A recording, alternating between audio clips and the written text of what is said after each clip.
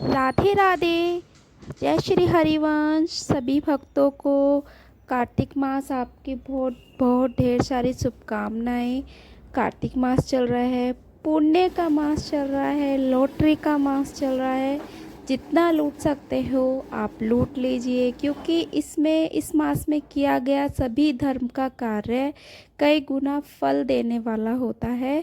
एक गलती से भी दीपदान करने पर भी इतना बड़ा आपको फल मिलता है। अगर आप नियमित भगवान के नेम का, तुलसी माता रानी के, महारानी का नाम का, सभी के नाम का एक एक दीपदान करेंगे तो आपको कितना फल मिलेगा। बहुत फल देने वाला, बहुत फल देने वाला ये मास है। तो कोशिश करें। पूरे साल तो हम सोते ही रहते हैं, इस साल हम अपने आप को जगाएं और हर एक कार्तिक मास में सुबह जल्दी उठ के भगवान का नाम जाप करें। बहुत कुछ कर लिया अब तक हमने, बहुत चीज़ों में सुख भोग के देख लिया, बट हमें कोई सुख नहीं मिला। जो भगवान में शांति मिलती है वो कहीं और नहीं मिलती। इस बात का विश्वास आप करिए, क्योंकि बहुत सारे भोग भोग लिए, उसकी चाह कभी ख़त्म नहीं हुई। जब भगवान का नाम सहारा लिया, नाम जाप किया, तो उसमें बहुत संतुष्टि, बहुत आनंद। चाहे कितने बड़ा सा बड़ा दुख आ जाए ना, तो भी कोई दुख दुख नहीं लगता। हाँ, ज़रूर एक बार को परेशान होते हैं, लेकिन अपनी सारी समस्याएं, अपनी सारी प्रॉब्लम्स भगवान राधा रानी के नाम पर छोड़ दीजिए। अपने जो माता पिता हैं उनके नाम पर छोड़ दीजिए। और यहाँ हो चुके थे मेरे सारे काम। डेली का रूटीन है मेरा, घर की पूजा, पतवारी जी, तुलसी माता और आंवला जी की पूजा हो चुकी थी। दीपदान हो चुका था और आकाश में भी दीपदान हो चुका था। और यहाँ पे ही मैं विष्णु भगवान जी का और के नाम का और शिव जी के नाम जी का दीप भी मैं यहीं पे ही प्रज्वलित करती हूँ, पथवारी जी पे।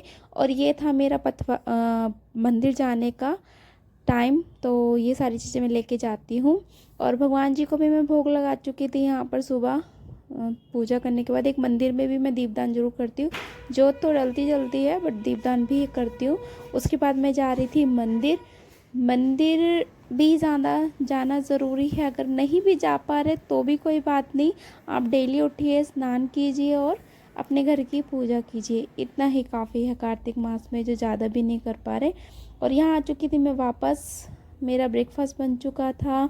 वैसे तो मैं कम ही बनाती हूँ ये मैक्रोनी वगैरह, बट मैंने आज बनाई तो इसी का ही मैंने भोग लगा दिया। तो नाश्ता भी हो चुका था मेरे लड्डू का, और नन्नो भी स्कूल जा चुकी थी, हस्बैंड भी जाने वाले थे। तो यहाँ पे भोग लग चुका था और मेरी सुबह ही सब्ज़ी बन जाती है। तो आज मैंने सोयाबीन और इसकी सब्ज़ी बनाई थी। भगवान जी के लिए, लड्डू गोपाल जी के लिए भोग के लिए मैं अलग निकाल देती हूँ, बाकी मैं हस्बैंड को लंच में दे देती हूँ। तो ये बहुत अच्छी सब्ज़ी मैंने बनाई थी आज, सोयाबीन और कैप्सिकम की। इसकी रेसिपी जब मैं दोबारा जब बनाऊंगी तो मैं ज़रूर शूट करूंगी। मेरा सारा खाना विदाउट ऑनियन गार्लिक के बनता है, क्योंकि भगवान जी को भोग लगता है, लड्डू गोपाल जी को भोग लगता है।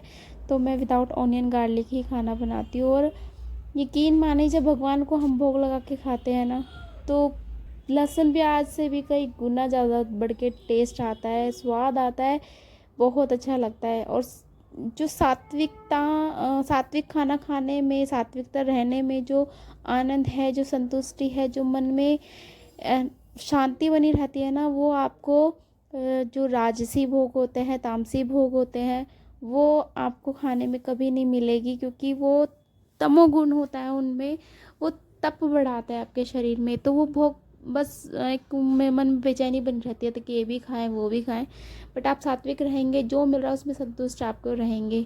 ये बहुत बड़ा एक फल, मतलब हाथ होता है हमारे खाने में। तो यहाँ पे मेरा दोपहर का भोग भी लग चुका था। अब शाम की पूजा भी हो चुकी थी। शाम को सिर्फ और सिर्फ मैं आंवला जी और तुलसी माता और पथवारी जी पे ही दीपदान करती हूँ। और ये हो चुका था मेरा डिनर टाइम। डिनर का भी भोग लग चुका था। और अभी तक के लिए इतना ही। जय श्री राधे, राधे राधे, जय